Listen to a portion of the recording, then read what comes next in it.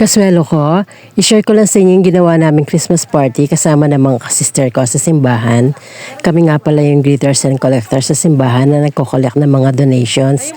Kami rin pala yung mga nag-a-assist sa simbahan, nagbibigay ng holy water before and after ng mass.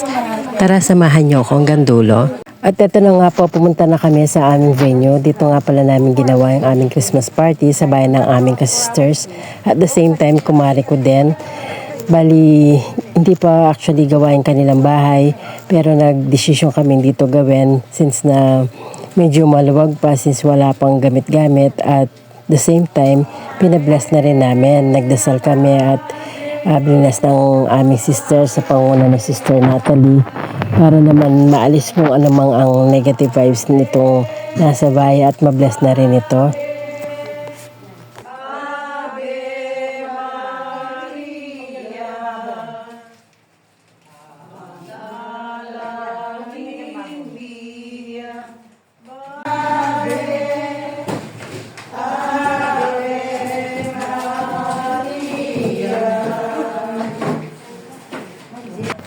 Pagkatapos na nga naming mabless yung bahay at pagkatapos naming i-pray over nito, nag-start na rin pala kaming magbigay ng mga pag-giveaways.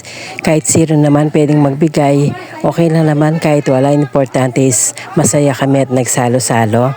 Nag-start na rin pala ang aming pag-games. Bali kung sino nga pala yung nagdala ng gift para sa pag-game, siya rin pala yung magpapalaro. Napakasaya yung laro nito, talagang nakakalibang. Napakasikat naman kasi talaga ng Pinoy henyo, talaga mahasa ang kaisipan mo. Ako naman yung huling naglaro, kasama ang palad, hindi namin ako yung prize. Medyo kulang na kasi tayo sa practice, pero enjoy naman. Lahat naman kami is nag-enjoy at talaga nag-participate sa larong ito. Nag-start na rin kami magparapol para sa constellation prizes at talaga nag-enjoy kami at excited ang lahat. Nagpa-picture na nga pala kami isa-isa para naman may remembrance, hawak yung mga regalong nakuha namin. At eto nga pala yung mga kasister ko, talaga nag-enjoy ka ako pag sila ang kasama ko. At syempre hindi mawawala yung hobby ko na very supportive sa anumang gagawin ko. Isa pang supportive ang kumpare ko. Pagkatapos nga naming maglaro is nag-pray na kami para kumain. At eto na nga yung food na nadala namin, bali kanya-kanya kami nadala o potluck. Yung iba may nagdala ng puto, ng pansit, at ito naman yung nadala ko, yung gulay, partner ng chicken roll. Meron din namang kaldereta na luto ng kumari ko. Kung sila lang yung pwedeng makapagdala at kung wala naman is okay lang naman. Maari naman namin itong pagsaluhan at sobra-sobra naman yung pagkain. Ang importante is ma-enjoy namin yung moment at makapag-celebrate kami ng Christmas party every year. Pagkatapos na nga po namin kumain at magpahinga, at ito na nga, in-start na rin namin ang aming parapol. Ito naman kasi inintay na lahat yung parapol na ganito.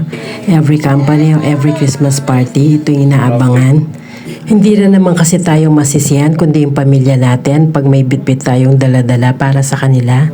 Kung napansin nyo, konti lang kami. Yung iba kasi hindi pwede.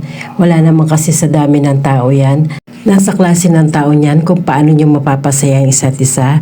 Sabi nga nila, happiness is a choice. Kaya piliin nating maging masaya.